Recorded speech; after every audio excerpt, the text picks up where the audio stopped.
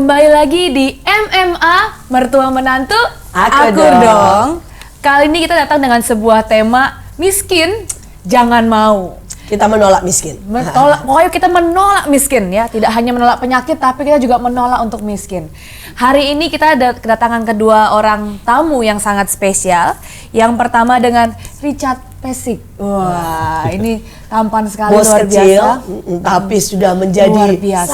sangat besar usahanya. Dia adalah owner dari sebuah PT Indorich yang bergerak di exhibition dan juga kontraktor. Luar biasa banget ya. Jadi masih muda nih ya, tampaknya masih Iya. muda-muda, cakep-cakep, tapi sudah punya PT, sudah punya usaha yang sangat luar biasa.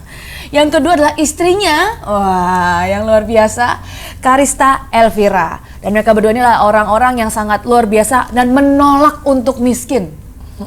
Benar-benar menolak untuk miskin. Mereka adalah orang-orang yang benar fight, yang dulunya hampir setahu saya sampai tempat tidak bisa sekolah ya Ci ya. Tidak bisa sekolah, sampai akhirnya benar-benar menjadi orang yang diberkati dan luar biasa. Ada banyak orang berpikir bahwa kalau dia lahir miskin maka selamanya dia akan miskin.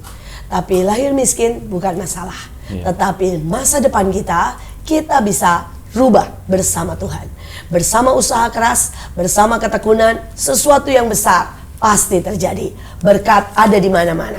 Persoalannya, apakah kita mengambilnya? Saya mau tanya ini pertama. Apakah benar bahwa kalian berdua itu pernah juga merasakan miskin? Karena banyak orang berkata ini pasti anaknya konglomerat nih. Dan punya modal, punya semua. Sehingga kalian ini pasti bisa jadi kaya karena kalian dimodalin orang tua. Nah, coba jawab dulu nih. Iya. Kalau dibilang pernah miskin, udah bosan sebenarnya miskin ya. Waduh. Karena dari kecil juga ya hidupnya di bawah standar lah. Bahkan saya juga pernah waktu SMA gitu, SMP SMA tinggalnya di gubuk di pinggir kali gitu ya. Di pinggir kali bahkan kita nggak punya toilet sendiri gitu. Oh, sampai seperti itu ya. Jadi toiletnya rame-rame gitu ya. Iya. Terus kalau dari Karista. Kalau saya Bu, waktu saya kecil, papa tuh usahanya maju. Nah, waktu saya mulai remaja, papa saya bangkrut. Lalu tidak melanjutkan bisnisnya. Nah, itu kira-kira saya SMP, kita hidup tuh benar-benar yang menukik banget. Nah, itu tuh benar-benar sampai di titik yang ya kita sehari-hari cukup tetap dipelihara Tuhan untuk makan apa segala, tapi untuk biaya-biaya lain-lain, misalkan kayak sekolah aja, sekolah itu saya pernah 2 tahun tuh nggak bisa bayar sekolah. Waduh. Jadi benar-benar kalian itu pernah tahu artinya miskin, ya karena banyak orang berpikir bahwa pasti orang sukses adalah dengan modal orang tua. Tapi ini sama sekali nggak pakai modal orang tua nih ya. Nah, bagaimana memulai ya istilahnya merubah dan mengebaskan kemiskinan? Mulai dari mana nih? Boleh siapa saja yang cerita? Ya, mungkin saya akan cerita sedikit ya. Kenapa bisa sampai saya dari orang yang nggak punya apa-apa bisa punya perusahaan, ya dan bisa hidup lebih baik lah, gitu. Dan banyak bantu keluarga dan sekitar kita. Gitu. Kalau kita miskin kan kita nggak bisa bantu siapa-siapa, gitu. Jadi memang awal Kaya mulanya bukan buat diri sendiri ya, tapi buat banyak orang. Ya, dulu waktu sekolah ya SMA saya selalu bermasalah dengan bayaran sama istri saya, nunggak berbulan-bulan gitu ya. Dan waktu lulus ingin kuliah ya, karena pikiran saya kalau nggak kuliah saya nggak bisa jadi orang berhasil gitu. Ya itu udah mindset dari kakek nenek orang tua, kamu harus kuliah, kalau nggak mau jadi apa, nggak bisa jadi orang gitu. Akhirnya waktu saya daftar kuliah, saya ada grade A, jadi dia ada grade A, B sama C. Jadi saya dapatnya yang lebih murah daripada yang lain karena dapat grade A. Tapi masalahnya grade A pun tetap mesti bayar. Ya bayarnya itu lumayan, waktu itu sekitar 15 jutaan. Ya dari harga normal tuh 45 juta. Saya bilang sama papa saya untuk cari uang apa segala macam, sampai detik terakhir nggak dapat gitu. Akhirnya saya putusin cari kerja di koran. Waktu itu masih zaman koran ya. Koran cari lowongan, ikut bayar 300.000 nggak salah buat dapat kerjaan sebagai admin. Nggak taunya itu kayak kursus gitu. Karena tipu juga, nggak ada kerja gitu. Akhirnya pekerjaan yang paling gampang yang pasti dapat itu adalah sebagai seorang sales gitu. Akhirnya saya daftar waktu itu sales bank, pinjaman apa namanya KTA, kredit tanpa anggunan. Dari situ saya kerja, dari pagi sampai malam Tawar-tawarin. nggak digaji. Oh, nggak digaji? Ya, karena kalau nggak itu dapat nggak order dia ya. kalau dapat omset baru ini. Nah, saya ingat gaji pertama saya itu dapat cuma 175.000. Ya, Setelah kerja berapa lama tuh? 2 bulan sih waktu itu. Waduh, 2 bulan dapatnya pertama kali 100. Ya, 175.000 dan akhirnya bekerja seperti itu selama 1 tahun. 1 tahun akhirnya ada pekerjaan lagi baru sebagai penjaga counter pameran. Nah, jadi kalau masuk ke dalam pameran itu kan ada counter loket. Iya. Nah, itu saya ditugasin di situ sebagai part timer harian ya, ibaratnya buruh harian lah gitu. Nah, dari situ saya kerja tanpa saya sadarin waktu saya suruh di bagian luar sebagai usher, saya melayani 1 orang gitu ya, melayani seorang yang saya nggak duga. Saya melayani dia dengan baik, saya bimbing dia apa segala macam. Nah, ini orang ini juga diem aja. Ternyata dia pimpinan perusahaan yang saya kerja ini, big bossnya. Saya nggak tahu gitu ya. Dan Perlu setiap orang harus diperlakukan dengan baik. Betul, ya. gitu lah. Jangan sampai kita merendahkan orang. Betul, ya saya nggak tahu ini ternyata big bossnya gitu loh. Saya layani dengan baik, dia terkesan sama saya. Akhirnya saya ditandain lah gitu. Wah. Akhirnya sejak saat itu saya ditarik untuk kerja sama dia sebagai data input. Ya, data input. Waktu itu 2006 gajinya masih nggak seberapa lah ya. Saya 1 bulan itu cuma dapat 1 juta. Ya, tapi lebih baik daripada yang tadi yang pertama 175.000. Iya. Nah, itu pun nggak berhenti di situ persoalannya. Ya, saya kerja di perusahaan dia yang majalah. Jadi ada beberapa perusahaan. Bukan perusahaan intinya dia, ya perusahaannya keberapanya dia lah, baru merintis majalah. 2006 saya ketemu masalah lagi di situ. Bahwa perusahaannya sudah hampir tidak bisa bertahan. GM-nya ngomong sama saya, sepertinya kita udah nggak bisa jalan, ya nggak bisa ngegaji lagi gitu. Nah, kalau big bossnya itu kan dia nggak tahu menau. Yang penting pokoknya yuk kelola sendiri sama GM-nya kelola sendiri. Yang pasti kan asal ada untung ya. Iya, kalau mau jalan sama saya, ayo kita jalan bareng-bareng, tapi belum tentu bisa ngegaji. Akhirnya banyak orang yang keluar, kecuali saya nggak keluar gitu. Saya bilang sama GM saya, sama Cilani namanya, Ci, nggak apa-apa, saya tetap kerja, nggak digaji juga nggak apa-apa, saya bilang gitu. Yang penting saya mau support perusahaan, sampai Cici bisa bayar saya berapa aja saya terima, saya bilang gitu. Nah, begitu saya ngomong begitu, saya tetap kerja tuh sebulan, nggak digaji, dibayar seadanya gitu. Perkataan saya ini disampaikan ke big boss lagi, gitu. Ini loh Pak, ada anak nih si Richard ini, dia bersedia kerja tanpa mau nggak usah digaji juga nggak apa-apa gitu. Nah, dia kena ini lagi kayaknya, kena lagi. Tariklah saya ke perusahaan intinya dia dengan gaji 2,5 juta waktu itu langsung. Wow. Jadi dari 1 juta langsung lompat 2,5 juta gaji saya. Ya, ngomong nih ya, apa yang memotivasi kamu sampai kamu berani bilang gak digaji pun nggak apa-apa, asal saya bisa support? Ya, karena gini, saya tuh suka ngelawan arus. Jadi saat orang lain, saya lihat nih orang lain semua keluar gitu. Kayaknya ini kesempatan buat saya gitu kan. Bagus kan. Ini sebuah cara pandang yang berbeda ya. Ini sebuah cara yang memandang segala sesuatu dengan berbeda. Orang lain menganggapnya sebagai problem dan melarikan diri. Tetapi buat Richard ini adalah sebagai tantangan dan bahkan menghadapinya. Jadi jangan pernah lari dari masalah, tapi hadapi dengan kuat. Ya, betul. Terus. Ya, begitu itu akhirnya saya ditarik. Perusahaan itu akhirnya sampai sekarang tutup. Begitu saya keluar, saya ditarik, ditutup akhirnya perusahaan. Kalau big boss kan dia nggak peduli. Mana yang jalan, nggak jalan ditutup sama dia gitu kan. Saya ditarik ke perusahaan intinya dia, di mana dia sebagai CEO-nya langsung. Nah, saya sebagai asisten PR waktu itu, padahal saya nggak punya background. Dan nggak pernah sekolah, nggak pernah kuliah. Ya, PR-nya saya itu, dia S1 dari sebuah universitas terkenal. Nah, saya lulusan SMA. Nah, di situ ketemu lagi masalah. Ya, banyak masalah, pokoknya nggak berhenti ya masalah itu. Wah, rupanya hidup memang penuh dengan masalah. Tapi habis masalah, Ada berkah. Ternyata naik, iya. Iya, naik terus ini. Nah, itu semua kerjaan atasan saya itu ya semua dilimpahin ke saya. Ibaratnya, tapi yang menerima kredit, yang menerima pujian adalah Mereka. si atasan saya. Nah, di situ saya belajar ya, maksudnya gini, jangan pernah sekalipun kita menjatuhkan atasan kita gitu. Nggak apa-apa mereka yang terima pujian, walaupun kita yang kerja apa segala macam itu nggak apa-apa. Ya, tapi kita jadi belajar, jadi kita banyak tahu gitu. Jadi saya bisa menguasai semua bidang. Ya, itu karena saya banyak melakukan kerjaan yang Seharusnya pekerjaan dia. Jadi saya ngerti pekerjaan dia. Gitu. Nah, setelah setahun begitu berjalan, dia resign. Resign tanpa Persiapan. Iya, tiba-tiba resign. Saya diangkat gantiin dia. Jadi saya jadi PR-nya kan. Jadi PR-nya, saya berhubungan, kebetulan saya bisa bahasa Inggris, saya berhubungan sama orang luar negeri, dan pada satu titik saya dikirim ke luar negeri sama bos saya. Dikirim, saya ingat negara pertama yang saya dikirim adalah negara Bangkok. Untuk apa? Thailand. Untuk negara Thailand di kota Bangkok untuk jualan. Jadi bos saya kan pameran, dia bikin pameran besar di Jakarta di PRJ. Nah, di Bangkok itu ada pameran yang serupa dengan yang bos saya bikin, pameran food waktu itu. Saya dikirim dengan tujuan apa? Cuman disuruh ambilin kartu nama semua peserta. Ya.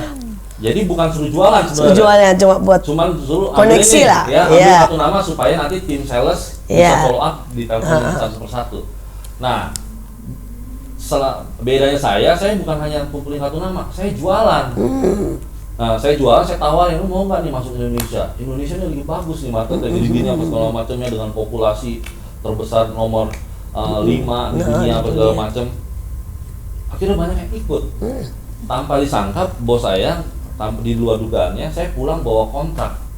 Ya, kontrak itu miliaran. Waduh. Nah, sejak saat itu bos saya itu makin ini kok, ya cuma disuruh ambil kartu nama, malah dia bawa kontrak gitu pulang ya. Jadi intinya gini, kalau kita disuruh apa nih, ya disuruh melakukan hingga misalnya untuk suruh berjalan 100 meter. Nah, kita harus melakukan hal yang lebih gitu ya. Kalau ingin mendapat sesuatu yang lebih ya, jangan jadi orang yang mediocre melakukan yang biasa orang lain. Apalagi kalau di bawahnya ya. Betul. Ya, sejak saat itu saya pulang dalam kontrak, pulang bawa kontrak, saya diangkat lagi. Jadi marketing, kamu cocok nih jadi marketing gitu kan. Jadi marketing, sampai jadi marketing saya bisa jualan banyak, saya diangkat jadi manajernya sampai mentok jadi general manager. Jadi GM udah mentok, saya udah nggak, ibaratnya udah nggak bisa lagi naik. Nggak bisa naik lagi. Ya, saya kemana-mana keliling dunia itu sama bos saya. Satu kamar hotel, ya kebutuhan saya semua dipenuhin. Bahkan gaji saya itu nggak terkorek, karena semua yang sifatnya ada bonusnya saya bisa rembes. Gitu. Itu saking saya dekatnya sama bos saya, karena sampai sekarang pun walaupun saya sudah keluar, ya ibaratnya kan saya perusahaan yang sama. Ya, saya nggak pernah, saya tetap respect sama beliau. Ya, saya menghindari pameran-pameran yang beliau bikin. Jadi berusaha jangan jadi saingan lah sama bos sendiri gitu. Nah, sampai saat ini akhirnya lewat bisnis itu muncullah bisnis yang baru, ada peluang-peluang yang baru, makanya bisa bikin kontraktor dan lain-lain. Gitu. Tapi pada waktu keluar apa bosnya nggak merasa sayang deh asetnya? Jadi benar, memang semua bos pasti merasakan hal seperti itu. Karena saya sekarang juga merasakan hal yang sama. Ada orang-orang yang saya andelin keluar, ya ada yang mencoba bikin, tapi belum ada yang berhasil. Nah, saya kebetulan satu-satunya anak buah bos saya, ya yang bisa bikin pameran skala internasional di Indonesia. Banyak orang yang keluar bikin, mereka 1 tahun 2 tahun ngelihat belum, susah gitu, berhenti. Ya 1 tahun 2 tahun berhenti. Sedangkan saya bertahan sampai sekarang berarti dari 2012. Tahun 10 nih. Ya, walaupun setahun pertama sepi, tahun kedua ramai nggak, makin sepi. Tahun ketiga lebih parah lagi gitu. Cuma ya berjuang nih terus gitu. Sampai tahun keempat baru bisa ada, ternyata bisa jalan. Jadi memang nggak semua orang itu kelihatannya tuh gampang ya. Bikin usaha gitu kelihatannya gampang. Tapi nggak semua orang itu tahan sama tekanannya. Iya sama, betul. apa namanya, Dan 4 tahun sepertinya gagal dan menukik ke bawah. iya, makin tahun makin buruk ya. Saya yakin ya kebanyakan orang tahun pertama, tahun kedua itu pasti udah Tutup. tutup. Udah menyerah. Memang saya ngerasain, wah makanya nggak semua orang jadi Pengusaha. ya. Berat banget kayak gitu. Berarti sekali lagi, selain peluang, selain kerja keras, tetapi ketekunan itu sangat penting. Juga jangan mudah menyerah. Kita harus benar-benar percaya bahwa apa yang kita usahakan pasti sekali waktu Tuhan berkati dan ada terobosan. Tetapi masalahnya jangan berhenti di tengah jalan. Istilah saya, jangan berhenti pada waktu engkau ada di padang gurun. Terus berjalan supaya engkau melewati padang gurun. Sekali lagi, jangan pernah kasih yang sekedarnya. Karena seringkali kita nggak pernah tahu waktu kita memberikan yang sekedarnya, ujungnya kemana. Waktu kita memberikan tadi berkata, kalau kita diminta jalan 100 meter, kita berikan 200 meter, kita harus berikan sesuatu yang extra mile dari apa yang bisa kita lakukan. Karena seringkali justru itulah yang membawa kita naik. Nah, sekarang kita mau dengar dari sang istri yang ajaib, bagaimana mulai nih karirnya. Apa sekedar ikut suami atau dari SMA dan sebagainya juga sudah mulai usaha? Ya kalau saya itu sekarang kalau saya flashback lihat ke belakang, Iya. Saya sih yakin saya punya jalan hidup itu emang udah diatur sama Tuhan. Jadi yang tadi saya cerita waktu papa saya bangkrut, Iya. itu saya ngalamin yang namanya rumah didatengin debt collector, ngalamin tekanan-tekanan seperti itu. Ternyata itu latihan buat saya dampingin suami. Nah, jadi jangan dikira maksudnya kita punya usaha jalannya mulus-mulus Jadi aja. dia udah biasa Enggak. kalau datang Oh, udah ke bisa kolektor. ya? biasa. Udah nggak deg-degan ya? Kita juga pernah ngalamin hal yang seperti itu. Jadi saat lagi berlangsungnya pameran, kita kan modal nggak punya modal gitu loh. Mepet juga. Mepet. Nah, jadi kadang-kadang supplier kita bayar memang telat. Nah, Iya. itu kadang-kadang kita sampai ditagih kayak gitu-gitu. Nah, jadi emang ternyata itu kita harus hadepin. Jadi saya udah terlatih juga. Jadi waktu terjadi tekanan yang seperti itu, saya udah nggak kaget. Waduh, luar biasa ini. Tapi mulai kerja sungguhan dan sibuk jualan dan sebagainya setelah menikah. Oh enggak, dari SMA. Jadi SMA itu karena kondisi keuangan juga kurang oke. Saya dari SMA kelas 1 itu saya udah mulai ngajar. Waktu itu ngajar les matematika dan ngajar piano. Kebetulan dari kecil saya sempat les piano sebelum papa saya bangkrut, udah tamat. Jadi Wah, untung bisa ya itu jadi ya. guru. Cuman memang ya itu kita mau sedikit lebih capek apa enggak. Kan saya pulang sekolah jam 3 sore. Jam 3 itu harus buru-buru pulang karena jam 4 saya udah mulai ngajar sampai jam 8 malam. Wow. Nah, itu kadang-kadang kita lagi ngerjain PR tuh udah ketiduran. Bangun tidur, PR-nya ternyata belum selesai. Dari Senin sampai Sabtu, sampai Minggu juga kadang masih ngajar. Itu ya demi supaya saya bisa pegang uang. Karena dari sejak SMA itu saya udah nggak minta uang jajan lagi sama orang tua. Jadi perjuangan memang nggak pernah ya sia-sia, tetapi juga tidak pernah mudah. Seberapa kita ini mau berjuang itu menentukan seberapa hasil yang kita bisa dapatkan. Mereka adalah pekerja keras, mereka pantang menyerah, mereka seseorang yang dari bawah, tidak ada modal sama sekali dari orang tua, bahkan keadaan sepertinya tidak mendukung. Tetapi mereka memenangkan segala sesuatu dengan tekad dan doa dan sekali lagi dengan sebuah kemauan untuk kerja keras. Nah, kita akan mendengar, ini masih seru nih ya, karena ternyata pada waktu kalian sudah lagi keren-kerennya, sudah berhasil, tiba-tiba pandemi. Dan saya dengar, hancur semuanya dan balik dari nol. Nah, ini bagaimana ceritanya? Iya, jadi mungkin saya pikir ya usaha ini nggak bakal tergoyahkan lah. Iya, pasti ya. Enak ya Ini sudah ya. Ibaratnya Sudah satu-satunya. ya, Melewati banyak krisis. Udah melewati banyak krisis, Krisis. dan siapa yang sangka ada virus ini kan belum pernah dialamin. Betul. Kalau krisis waktu saya awal usaha memang saya doang yang krisis, Iya. orang lain enggak. Iya. Semuanya krisis. Iya, justru itu. Ya akhirnya saya dan istri memutuskan untuk tetap berusaha waktu itu ya. Tapi benar-benar waktu itu dampaknya dulu nih, Iya. sebelum mulai usaha lagi ya, dampak pandemik tuh di Usaha kalian bagaimana nih? Karena kan food and beverage ya kan. Iya. Pameran kan berarti nggak boleh pameran dong. Dan ngundang keramaian, sekarang udah nggak boleh lagi rame-rame kan. Iya.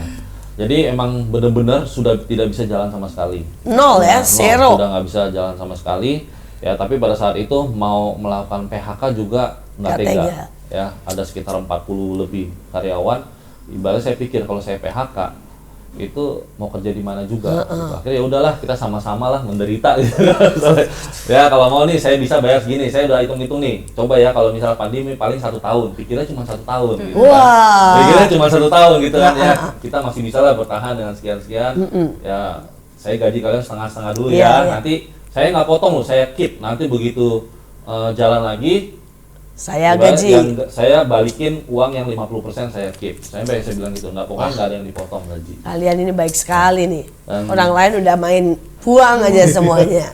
Saya nggak setega itu sih ya, karena ngerasain juga gimana sulitnya cari pekerjaan sama segala macam, nggak bisa lah sampai seperti itu. Akhirnya ternyata seiring jalan waktu, pandemi lebih dari setahun lagi, ya malah makin parah. Akhirnya saya putusin untuk usaha usaha daging. Ya usaha daging itu sebenarnya jalan. Ya saya sampai beli cold storage apa segala macam. Saya jadi distributor daging. Karena saya kenal dari pameran bos daging yang import langsung. Jadi saya dapat channel. Ya saya distribusi ke penjualan ke perorangan. Rumah demi rumah. Ya, rumah demi rumah. Saya bikin konsep sedemikian rupa. Pembelian tanpa minimum order, gratis ongkir. Nah itu konsep yang belum pernah ada di Indonesia. Buat daging gitu, ya? Ya buat daging. Berjalan, tapi saya ini punya overhead yang sangat besar, karyawan ada 40-an ya. Harusnya uang modal itu yang kita dapat omset buat beli daging lagi, saya pakai buat bayar gaji karyawan gitu ya. Nah, saya kalah di situ. Akhirnya habis sampai titik nggak keputar. Udah nggak keputar, tutup. Udah, nih kita sama-sama pasrah semua nih, putar otak, pikir. Akhirnya ada beberapa orang yang nggak bisa bertahan, sampai tinggal 3-4 orang waktu itu. Ya, terus ada peluang baru ya. Malah saat kita mikir gitu ya, mikir apa, ini sih gini ya, setiap persoalan tuh kita sisihkan waktu 30 menit aja untuk kita nggak ngapa-ngapain, mikir aja gitu. Mikirnya selalu ini aneh ini. Iya, bukan bengong, bener-bener mikir. Harus ngapain nih? Ada apa ya, cari peluang apa lagi ya gitu ya. Nggak semua orang tuh mau mikir ya. Mikir itu nggak gampang loh, kelihatannya udah gampang. Itu susah loh mikir. Ya, mikir. Akhirnya ada istri suka ya. Belanja online. Facebook nih ngapain nih? Ini nih orang nge-live jualan baju murah-murah loh katanya. Dia kan biasa belanja di mall. Ya, belanja barang ratusan ribu, jutaan gitu kan. Tiba-tiba ini belanja 50.000, 70.000, oh ya murah ya. Akhirnya dia coba, dia cari sumber-sumbernya baju-baju itu. Awalnya dari baju pribadi dulu. Iya. Baju saya kan Karena banyak sekali. Jadi jual baju pribadi. Bener. Sampai taraf untuk biayain hidup nih ya. Jual barang pribadi kalian. Kita udah jual barang pribadi. Jadi saya udah jual tas, jual baju. Nah baju itu terus yang jadinya laku. Karena saya jual baju itu laku, udah jalan nih beberapa bulan. Lama-lama stok baju saya habis dong. Karena bajunya habis, tapi saya dagang laku. Jadi kan kita pikir gini, kok sayang amat baju gua habis, gua nggak bisa jualan lagi. Padahal gimana nih cara jualannya? Gimana cara jualannya? Coba. Anggaplah di sini jual baju deh. Ya, anggap jual baju. Anggap ini lagi live jual baju. Saya waktu itu jual baju di Facebook Live, di akun Facebook, di-share ke grup-grup belanja. Nah, awalnya kan dari baju pribadi. Nah, jadi baju pertama yang saya pakai dulu. Pertama yang saya jualin adalah baju-baju yang saya gantung dulu. Nah, misalkan ada baju gitu ya. Contoh misalkan nanti ada yang nanya nih, Ci, yang dipakai dijual nggak? Gitu. Itu kita ada strategi juga, yang kita pakai kita pasti jual. Cuman lebih mahal aja, karena kan kalau udah dipakai lebih kelihatan lebih bagus, lebih ngebentuk. Gitu. Nah, jadi aku jual. Oh iya dijual nih Kak, aku bilang gitu. Ini baju bagus, bahannya enak, aku bilang gitu. Warnanya bagus, di kulit juga bikin kulit bersih. Waduh. Kalau ada yang mau, katakan misalkan 200.000. Komen ya clue-nya misalnya dipakai Caca 200.000 gitu. Nanti orang pada komen tuh rebutan. Yang komennya pertama lah itu yang dapet. Wah.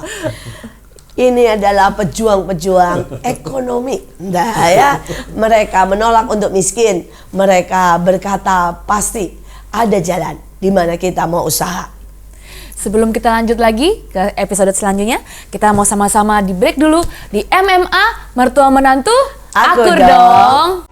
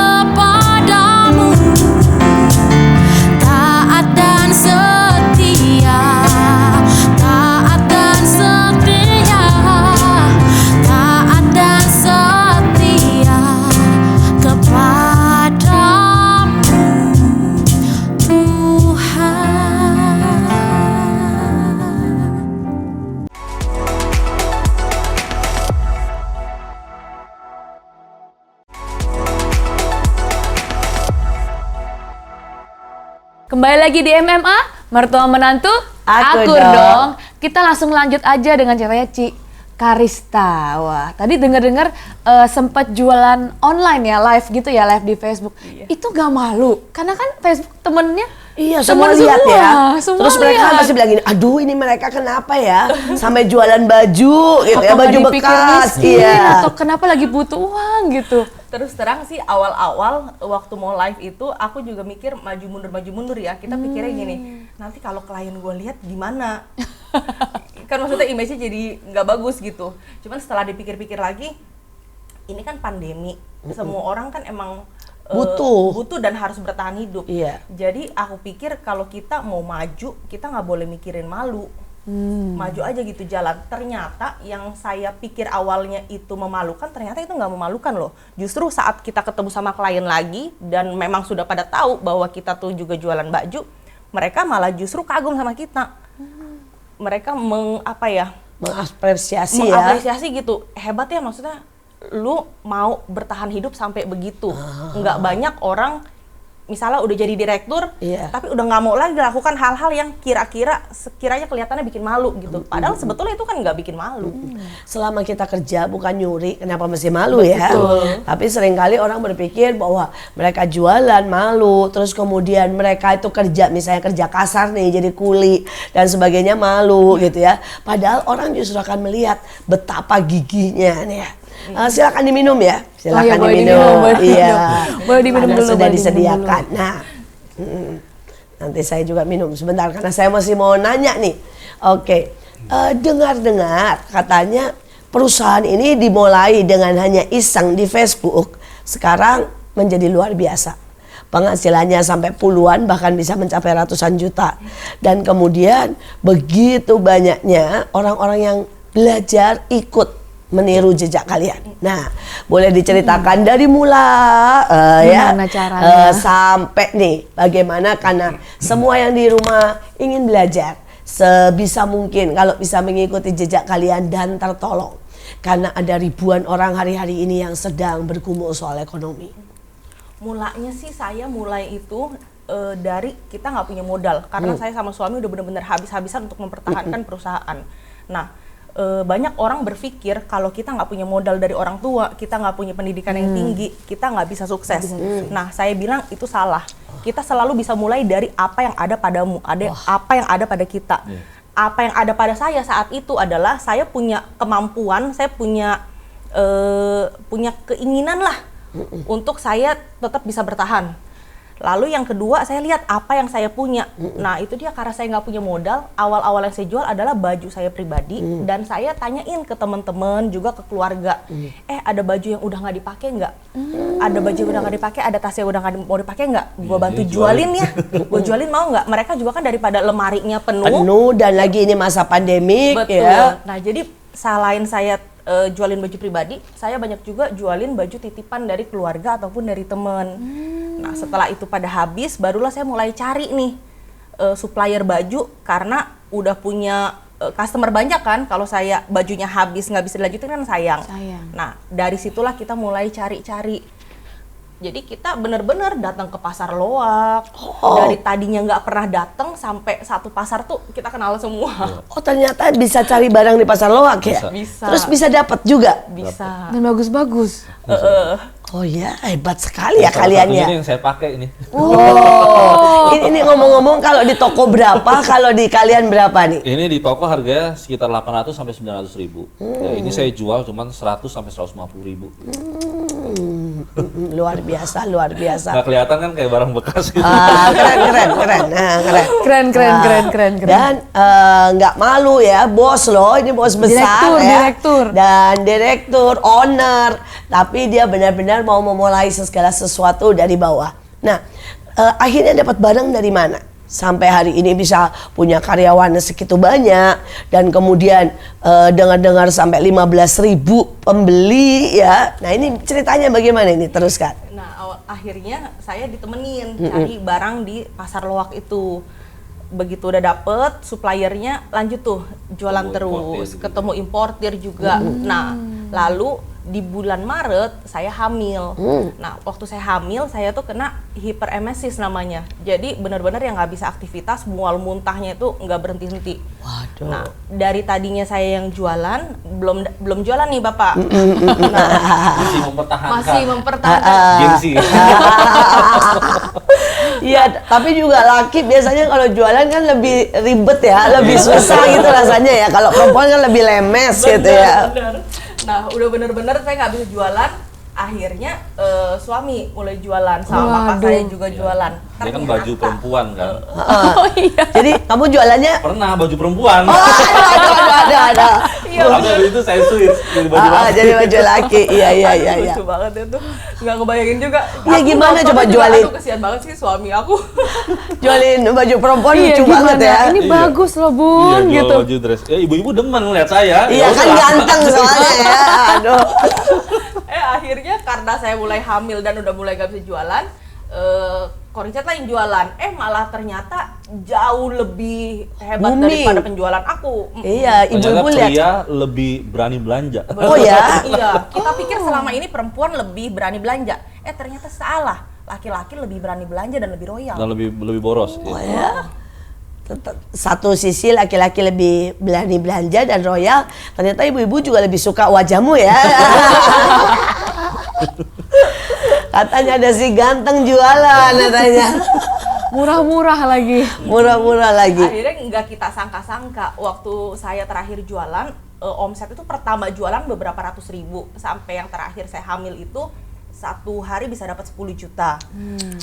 Itu live di Facebook kira-kira 2-4 jam, tergantung badan aja sanggup apa enggak. Karena kan pagi itu saya belanja cari barang, siang sampai sore disetrikain, malam saya langsung live tuh. Kelar-kelar bisa jam 2 pagi. Nanti pagi sampai udah- jam Itu 2 orang pagi. belanja sampai jam 2 pagi. orang biasanya belanja sampai jam 12 malam. Nah, kita ngerekapnya itu yang hitungnya sampai jam 2 pagi Iya. karena bisa ratusan piece gitu yang keluar. Paket semua.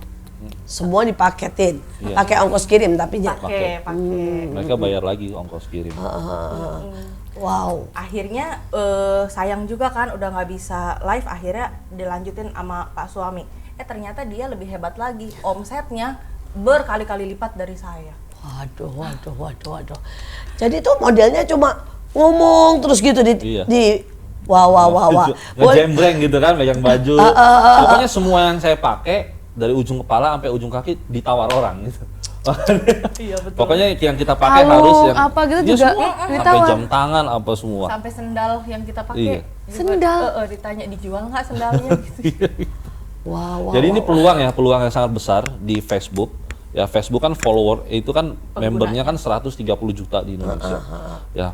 Dan mereka itu adalah ikannya kita. Ya, begitu kita nge-live, kita masuk ke grup-grup tuh.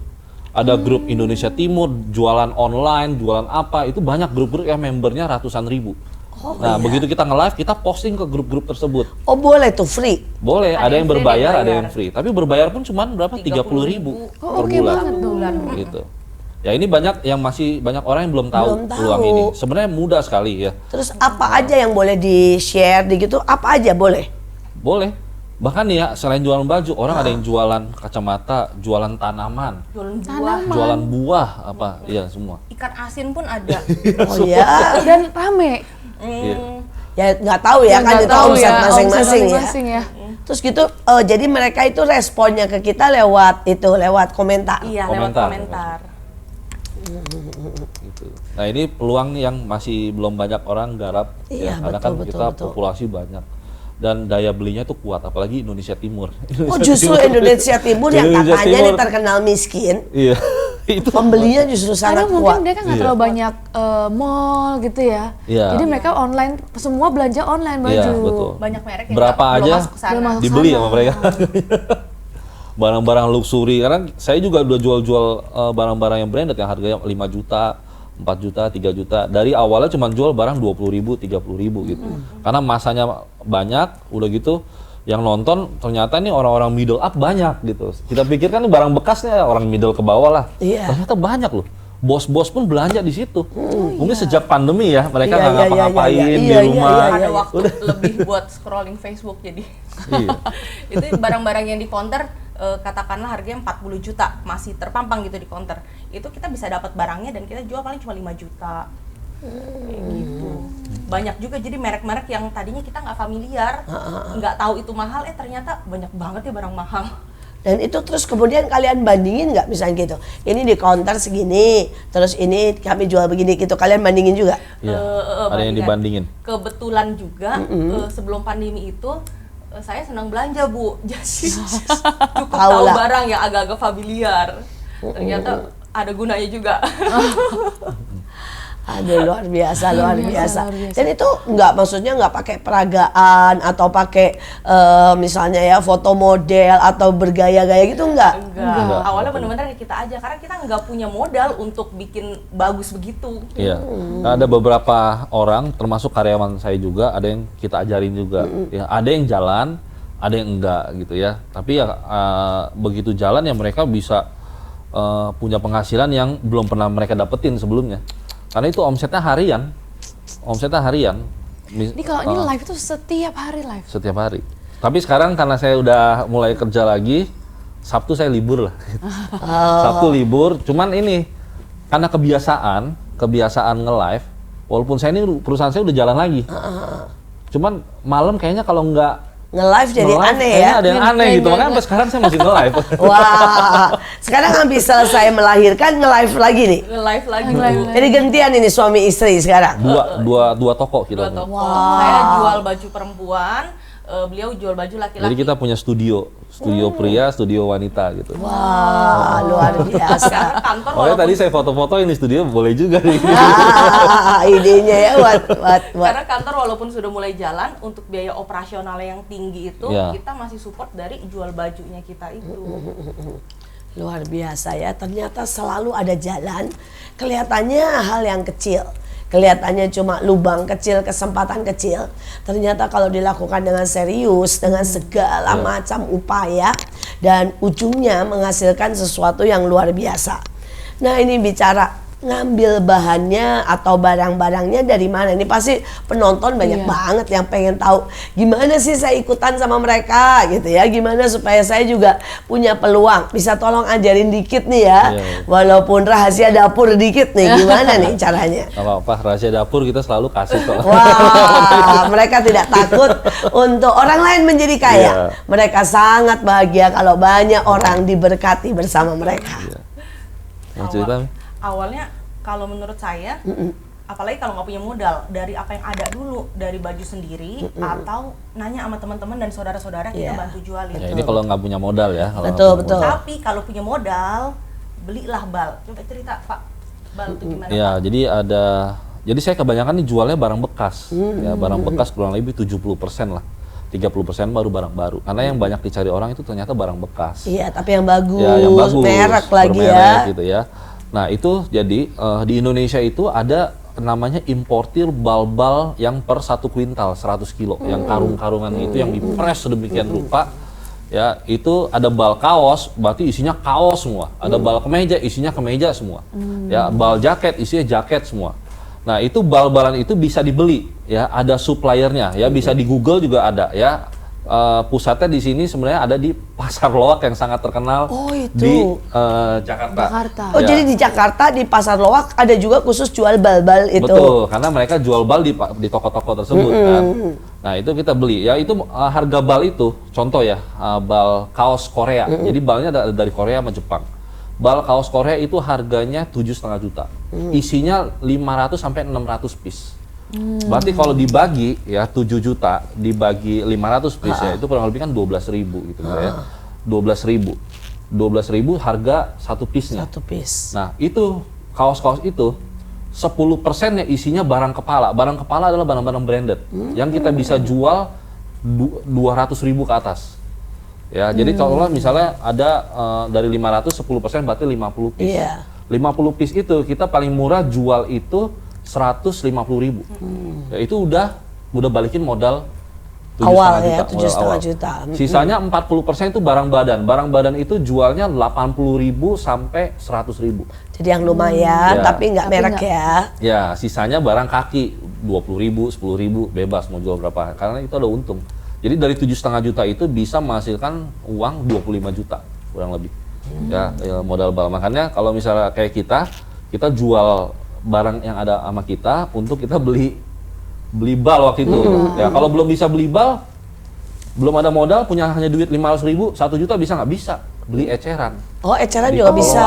Ya. Lebih mahal sedikit. Lebih mahal sedikit tapi masih affordable. Kayak contoh kaos kalau kita beli bal kan modalnya 12.000. Iya. Kalau beli di eceran ada yang 30, ada 40.000. Tapi kita masih bisa jual 80.000. Waduh. Gitu kan masih bisa 100%. Masih bisa 100% ya. Luar biasa sekali. Cuma pada waktu caranya ya, cara jual sampai orang menarik. Kan banyak banget nih di Facebook yang menarik. Yang jual kenapa mereka ada pilih kalian. pesaing juga gitu ya. Iya. Ya, jadi gini, saya perhatiin nih orang nge-live. Banyak nih orang nge-live. Begitu dia beli, barangnya jelek, bisa retur nggak, bisa dikembaliin? Nggak bisa. Mereka sekali gebuk kabur, udah itu urusan lu. Namanya barang bekas ya jelek ya wajar, dia pikirnya begitu. Kalau kita enggak, saya bilang sama customer saya, kita panggilnya kakak. Saya selalu ngomong kak gitu ya, kan nggak ada bapak, nggak ada ibu, kan kakak aja. Kak, kalau barang yang saya jual tidak sesuai dengan apa yang saya katakan, atau ada minus, ada robek atau apa, kakak balikin, aku refund full 100%. Jadi belanja aman. Nah, itu kita yang pertama kali terapin di Facebook seperti itu. Betul. Gitu. Asalkan ada video unboxing lah, apa segala macam. Ada nggak yang refund begitu? Ada, karena kita suka kecolongan juga. Namanya kita lagi ngejembreng gitu kan, nggak semua detail. Ternyata ada lubang kecil. Oh benar, ada lubang. Ya udah Kak, balikin sama ongkirnya saya balikin. Bahkan karena mereka udah keseringan udah sering belanja, mereka uangnya nggak mau dibalikin, udah Kak buat deposit aja, saya mau belanja lagi. Jadi mereka punya rasa aman gitu. Ya orang tuh belanja sama kita aman. Pokoknya nggak takut lah sama nama mereka toko saya Rumah Angelo tuh ya. Wow. Saya punya nama samaran ya waktu di Facebook. Angelo. Ini Cici Angel, ini Koko Angelo gitu. Ya, orang di Facebook tahu itu bukan awalnya tuh bukannya kita kasih nama palsu, nama samaran. Awalnya tuh nggak gitu. Awalnya itu saya punya nama Cici Angel tuh gara-gara gini. Waktu belanja ke Pasar Loak, dipanggil kayaknya Cici cuma saya doang di situ. Mereka kan nggak tahu nama saya siapa. Jadi main manggil saya Ci Angel gitu aja. Saya juga nengok aja dia manggil Ci Angel. jadi satu pasar itu panggil saya Ci Angel. Nah, saat live itu kadang-kadang karyawan atau kadang kan cici sepupu juga suka live bareng, suka ngeledekin, Angel gitu. Wah. Padahal nama saya bukan Angel. Nah, jadi yang di live itu nonton kirain nama saya Angel, jadi semua pada manggil saya Ci Angel. Jadi sekalian aja ya jadi Angel lo ya, karena cowok ditambahin oh iya. Awalnya gitu. Luar biasa. Jadi sampai hari ini itu terus bertambah segala macam barang. Terus jadi yang nge-live juga ibaratnya saya nongol bentar 5 menit 10 menit juga bisa karena saya udah ada karyawan yang live, mereka yang ngejembrengin juga gitu. Bahkan ada yang nge-live di pagi juga khusus barang-barang yang murah-murah gitu. Jadi punya beberapa studio kita sekarang. Wah, Nah, luar studio biasa. itu adalah toko kita. Gitu. Bukanya dari jam berapa sampai jam berapa nih sekarang? Kalau live pagi itu biasanya jam 9 sampai jam 12 ya. 3 jam. Ya, yang siang itu ada papa saya juga nge-live. Wah, Ya, itu ini om loh ya. Iya. Umurnya berapa Bisa nih celana papa pendekan kira-kira? gitu. 67 umur berapa? 50. Waduh, 54. 54 Dan itu masih. penghasilannya Heeh. per hari di atas 10 juta. Gitu. Jadi dijual. Jadi dia jual khusus apa? Buat orang usia lanjut gitu. Enggak Enggak juga, juga. Bu. Dia jual baju laki-laki juga. Baju laki-laki juga sama saya. Gitu. Wah. Luar biasa ya. Siang jadi jamnya papa tuh jam 1 atau jam 2 sampai jam Jam 5 5. sore. Itu banyak juga Waduh, peminatnya ya. Banyak juga. Kadang-kadang udah belanja di papa pun malam masih mampir ke tokonya Richard. Namanya beda-beda tuh. Beda. Beda-beda tokonya. Luar biasa. Terus malam-malam namanya apa? Malam rumah Angelo jam 7 Heeh. sampai jam 12 kadang-kadang ya. Ya, kalau papa rumah Suhu Akib, dia dipanggil Suhu gitu loh. Oh, suhu. Ya ampun. Karena kan mukanya Chinese gitu. Iya, oh, namanya suhu. Jadi mau kita belanja. ada nama panggung semua. Heeh, terus kalau ini tokonya apa? Toko apa? Cici Angel namanya. Cici Angel. Itu juga live-nya sekarang siang sama malam. Siang jam berapa ini? Jam berapa? Siang itu Siapa tahu nanti habis ini Ada yang mau semuanya belanja. mau belanja Ada yang nih ya. mau belanja. Siang jam berapa? Biasanya jam 3 atau jam 4 mulai sampai jam 6, nanti lanjut lagi jam setengah 8 sampai Jam 12. Sampai malam. Sampai secapeknya. Iya, Iya, betul. pas capek. Kadang kita udah capek. Iya. Misalkan katakanlah Cuman jam yang belanja 11 nih, banyak. capek. Tapi jam 11 kok jembreng apapun orang laku, lagi banyak mungkin orang Nggak lagi nggak berasa. bisa tidur scrolling. Nah, udah kita kadang lanjut, kadang nggak berasa. Pernah saya selesai live itu setengah 2 pagi. Itu nggak berasa, tapi iya aduh itu sampai ngerekapnya tuh selesainya subuh karena udah bercecer baju gitu di mana-mana. Laku semua bajunya. Jadi ya kalau pas yang lagi laku semua walaupun kita capek ya sebisanya Seneng sih, badan lanjutin iya aja. bener, heeh. Jadi itu ada tas, ada baju. Jadi beli balnya sekarang macam-macam dong ya. Jadi banyak Iya, sekarang. macam-macam. Tas sih 1-2 aja pelengkap, lebih banyaknya di baju. Kalau tas itu awal-awal ya jual barang pribadi buat jadi modal, Bu. Kenapa kalian nggak lengkapin sama tas, jam apapun lah semuanya? Itu udah di planning, lagi cari sumbernya kita. Oh kalau yang di bal itu nggak ada tuh tas segala Tas macam. ada. Tas ada, cuman memang barang kita kan lengkap. Kita terkenal toko Iya. kita tuh lengkap. Tas ada, cuman ya nggak banyak gitu. Ya semua kita ada atasan, bawahan, bahkan topi semua ada lengkap. Ya jadi memang saya mau lengkapin toko ini yang paling lengkap di Iya, semua nih di Indonesia. dunia. Emang kondisinya saat ini paling lengkap kita. Orang lain kan nge-live paling ya kaos-kaos aja. Kaos, Nah, kalau iya. kita semua ada gitu. Kaos, Ya. ganti Dan yang kita kemeja, yang ngejembreng diganti-ganti itu gitu ya. bahasanya ngejembreng ya. Ngejembreng itu begini nih, baju gitu di review gitu kan. Itu saya sekali Review ngejembreng karyawan saya 4 bahasanya. orang. Ya, jadi itu ada yang ngejembreng jaket, ada yang ngejembreng kaos, celana gitu. Jadi perputarannya tuh cepet. Nah, orang demen. Ya, jual apa? Dia maunya one stop shopping kan. Iya. Gitu. Jadi sekali jembreng banyak gitu Banyak. ya. Jadi kamu tinggal nge-shoot dari sini gitu ya. Iya, jadi ganti-gantian yang masuk ke kamera gitu. Wah luar biasa Luar biasa. sekali. Di tengah pandemik berarti berkat Tuhan tidak berhenti dan selalu ada jalan. Iya. Dan kalian dengar-dengar masih terus nih ya mensupport orang tua, membantu pelayanan, membantu banyak orang miskin. Apa sih yang mendorong kalian untuk terus kerja keras dan terus berbagi? Ini apa ini? Ya, tentunya sih seperti ini ya.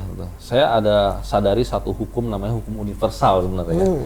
Jadi apa yang kita lakukan itu ibaratnya akan berlaku juga buat kita, gitu ya.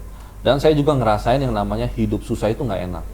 Ya makanya saya prihatin ya sama orang-orang yang memang kondisinya dulu sama seperti saya, bahkan ada banyak yang lebih parah dari saya juga gitu ya. Dan memang sifat kita ini demennya apa ya?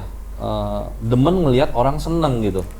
Suka ngelihat orang bahagia, diberkati gitu. Nggak suka ngelihat orang susah Sedih, juga gitu. iya. Ya, kita lakukan hal itu karena kita sadar bahwa semua yang kita punya itu adalah anugerah gitu ya. Anugerah kita bisa jualan rame, kita juga sebenarnya bingung. Ya, kok kita jualan apa aja kok laku gitu ya. Semua rahasia Ya, aneh dapur. gitu loh. Kita nggak punya rahasia Iya, nggak dapur, punya. Bu. Orang mau Bu tanya Keisha. sama kita. Supplier dari mana itu kan kalau orang lain nggak bakal dikasih tahu. Siapa sih yang mau kasih tahu orang? Iya. Kita Kalau sampai kita kasih tahu kenalin. semua. Sampai saya kenalin apa segala macam. Kita nggak pelit-pelit ilmu. Ya, kita kasih tahu semua. Ya, ternyata dengan kita melakukan itu ya kita malah bukannya sepi malah tambah rame gitu loh. Ternyata kalau kita menabur pasti menuai, Betul, ya. apa yang kita Tapi tabur. menaburnya ini apa? Menabur kebaikan atau menabur pelit atau menabur kemarahan? Nah ini kita harus perhatikan Kalau apa naburnya yang pelit tadi menabur. menuanya pelit juga. Iya, jadi kita harus benar-benar terakhir sebelum Pesan-pesan. kita selesai boleh dari Richard dan dari Karista untuk menyampaikan pesan buat semuanya. Kalau dari saya sih pesannya adalah apapun keadaan kita saat ini, kalaupun lagi dalam kondisi miskin, kita bisa aja terlahir miskin. Tapi kalau sampai kita hidup miskin terus, itu pilihan. Nah, jadi kita tuh nggak ditakdirkan untuk miskin. Kita harus menang lawan kemiskinan dengan kerja keras, dengan kita berdoa sama Tuhan, kita pasti bisa berhasil. Ya, kalau dari saya intinya gini, tidak ada yang namanya kesusahan yang permanen. Ya, demikian juga kesenangan. Ya, makanya saya bisa kuat menjalani semua beban, kesusahan, karena saya tahu bahwa kesusahan ini nggak permanen. Pasti ada satu titik baliknya itu akan menjadi sebuah kesenangan. Makanya kita gunakan waktu kita sebaik mungkin, ya, karena kita juga nggak tahu kita di dunia ini sampai kapan gitu kan. Ada waktunya kita senang, ya, ada yang waktunya kita mesti menderita juga, tapi ingat, tidak ada yang namanya kesusahan yang permanen. Itu yang membuat kita kuat, ya, bahwa kemungkinan besok saya akan lebih baik, kemungkinan besok saya akan lebih baik, seperti itu sih. Setiap kita, ayo semangat karena besok pasti lebih baik. Jangan berhenti pada saat kita ada di lembah, jangan berhenti pada waktu kita ada masalah, tetapi mari bangkit, mari berjuang karena pasti ada jalan. Sekali lagi, miskin jangan mau. Jangan lupa untuk terus stay tune di MMA, Mertua Menantu, Akurdo, dan juga subscribe YouTube kita Asia Zara. Jangan lupa untuk like, komen, dan subscribe ya, jangan lupa. Sampai jumpa semuanya.